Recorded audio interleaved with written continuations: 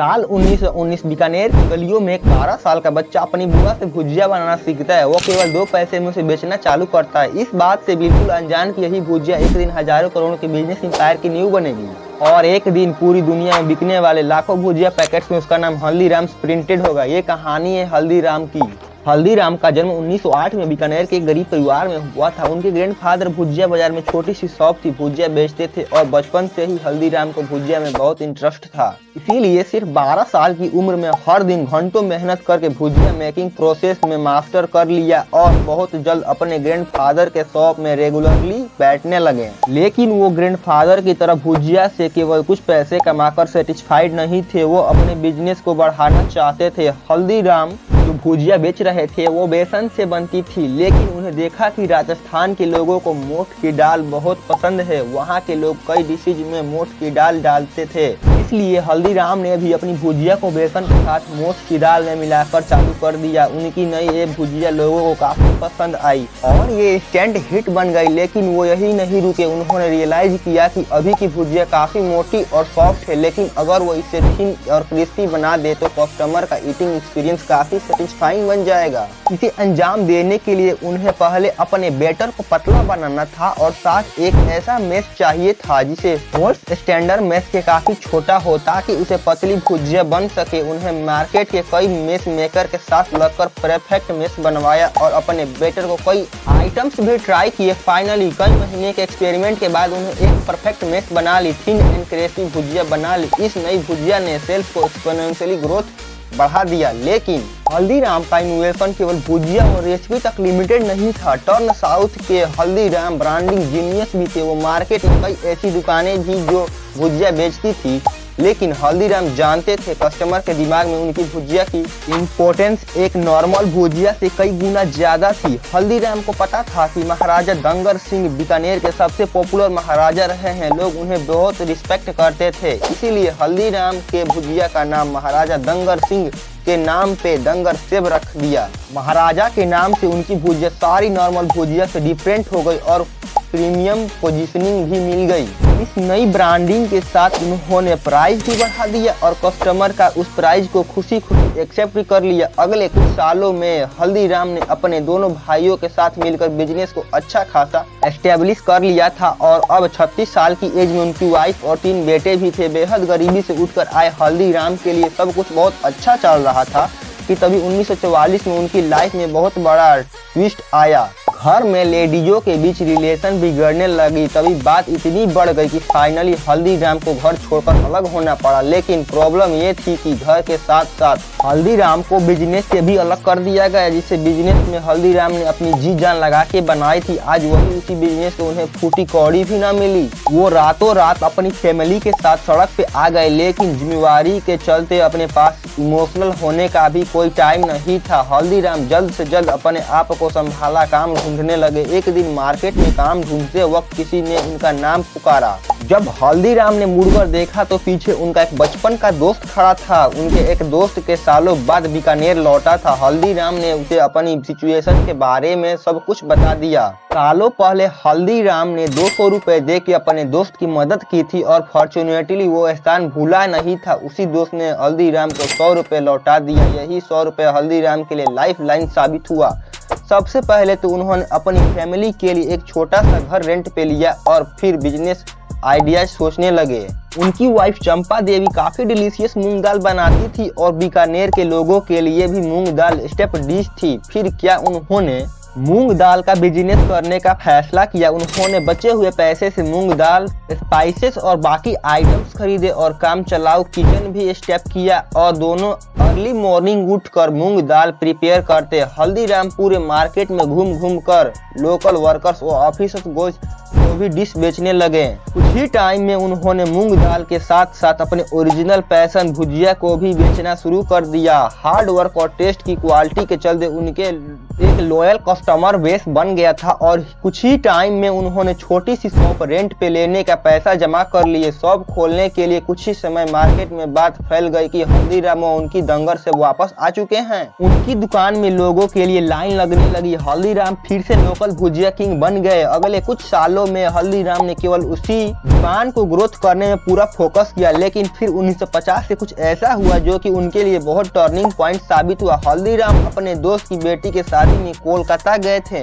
वहां उन्होंने सभी मेहमानों के लिए भुजिया बनाए थे, पर जब उन्होंने भुजिया खाया तो मेहमानों को रिएक्शन देखा तो सरप्राइज हो गए। उन लोगों को भुजिया इतना पसंद आई कि तारीफ तो कर ही रहे थे, साथ में हल्दीराम को बल्क में ऑर्डर भी दे रहे थे। हल्दीराम को समझ आ गया था कि कोलकाता में उन्हें अपने बिजनेस को एक्सपेंड करने के लिए बहुत बड़ी अपॉर्चुनिटी है, स्पेशली क्योंकि वहाँ इतना बड़ा कंपटीशन था ही नहीं जो भुजिया बेचता। 1955 में हल्दीराम ने अपने सबसे छोटे बेटे रामेश्वर लाल व सबसे बड़े पोते शिव किशन को कोलकाता में बिजनेस करने को भेजा।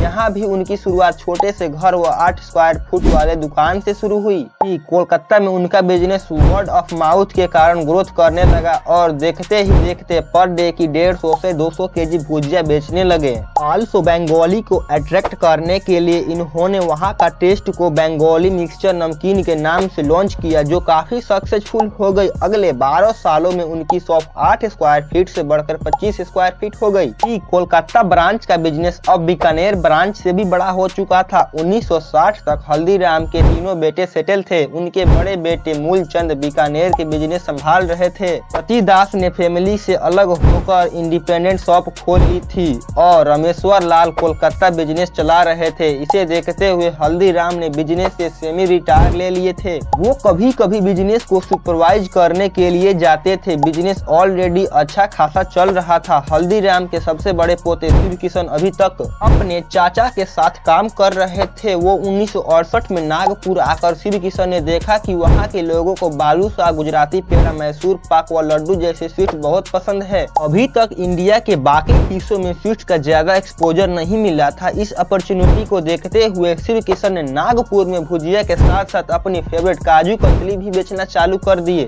इसीलिए शिव किशन ने अपने कस्टमर को फ्री सैंपल ऑफर करने लगे। एक बार टेस्ट करने के बाद लोग काजू कतली के दीवाने होने लगे। डिमांड स्काई रॉकेट कर गई।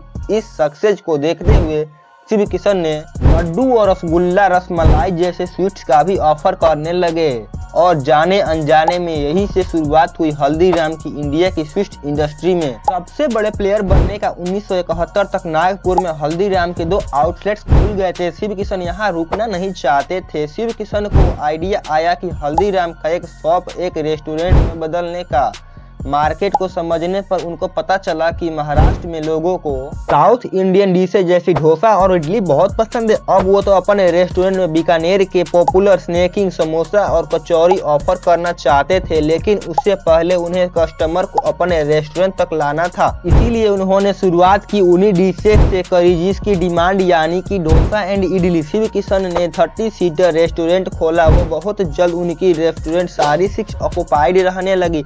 इसे देखते हुए उन्होंने अपनी सीटिंग कैपेसिटी को डबल कर दी और मेन्यू में समोसा एंड कचौड़ी भी ऐड कर दी और कस्टमर इडली व डोसा खाने आते। शिव किशन उन्हें समोसा और कचौड़ी भी ट्राई करने को कहते और जैसे काजू कतली के समय हुआ था सेम वैसा ही हुआ। एक बार कस्टमर ने समोसा व कचौड़ी भी टेस्ट कर ली तो उसमें से ज्यादा कस्टमर रेगुलर कंज्यूमर बन गए। अगले कुछ सालों में नागपुर में हल्दीराम के मल्टीपल आउटलेट्स खुल गए थे। इसी के चलते हल्दीराम नागपुर में केवल भुजिया के बंद करके इंडिया के स्नैकिंग स्वीट्स और रेस्टोरेंट बिजनेस में बदल गया था। शिव किशन के दिमाग में इससे भी बड़ा प्लान थी।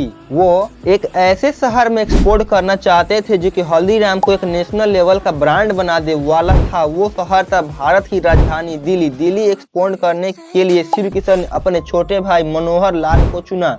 मनोहर लाल तब बीकानेर बिजनेस में काम कर रहे थे और शिव किशन को उनमें बहुत पोटेंशियल दिख रहा था। 1982 में मनोहर लाल अपने छोटे भाई मधुसूदन के साथ दिल्ली में आ गए और वहां पर उन्होंने देखा कि चांदनी चौक बहुत ज्यादा भीड़ से भरा हुआ था। उन्होंने अपने लाइफ में इतनी कंपटीशन कभी देखा ही नहीं था। लेकिन अच्छी बात यह थी कि कंपटीशन के साथ साथ वहाँ डिमांड भी बहुत ज्यादा थी। मनोहर लाल ने शिव किशन को हेल्प से शॉप खोल दी। 1983 में बिजनेस स्टार्ट कर दिए। अगले 1 साल तक दिन व रात खर्च करके मेहनत उन्होंने मार्केट में अपनी रेपुटेशन बिल्ड कर ली और ब्रेक इवन करने लगे, तभी उनके साथ बहुत बड़ी ट्रेजेडी हो गई। 1984 में भयानक एंटी सिख राइट्स ने दिल्ली को झुलसा दिया था और इसी दौरान मनोहर लाल की वर्कशॉप और घर भी जल गई। अगले 2 महीने तक हल्दीराम्स दिल्ली के बिजनेस जीरो पर आ गया था। अभी मनोहर लाल ने हार नहीं मानी थी। उन्होंने नागपुर और बीकानेर से फाइनेंशियली हेल्प ली और दिल्ली में फिर से एक नई 300 स्क्वायर फीट वाला वर्कशॉप फिर से हायर की, बिजनेस को स्टार्ट किया। उन्होंने जो रेपुटेशन बिल्ड की थी वो बहुत काम आई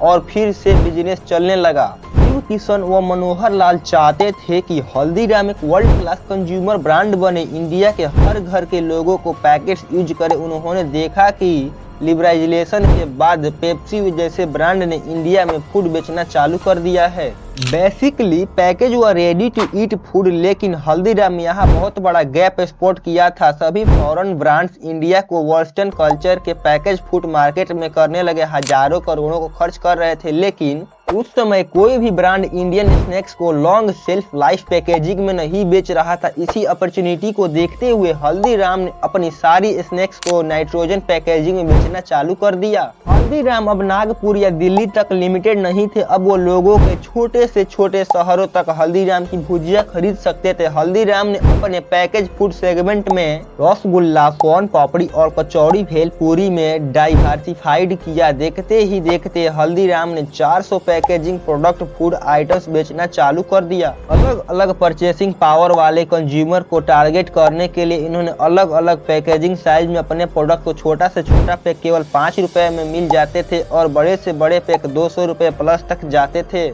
आल्सो इन्हें पता था कि स्नैक एक इम्पल्सिव परचेज होता है, इसीलिए हल्दीराम्स ने कॉलर साइकोलॉजी का यूज करके अपने पैकेजिंग को अट्रैक्टिव बनवाया और फाइनली इंडिया के कोने कोने तक पहुंचा। 80 से ज्यादा देशों में Haldiram's one of the most popular Indian snacking brand है। करीब 100 साल पहले हल्दीराम्स की शुरुआत भुजिया को 2 पैसों में बेचकर हुई थी और आज इसी हल्दीराम्स ने 9000 करोड़ से ज्यादा का बिजनेस किया है।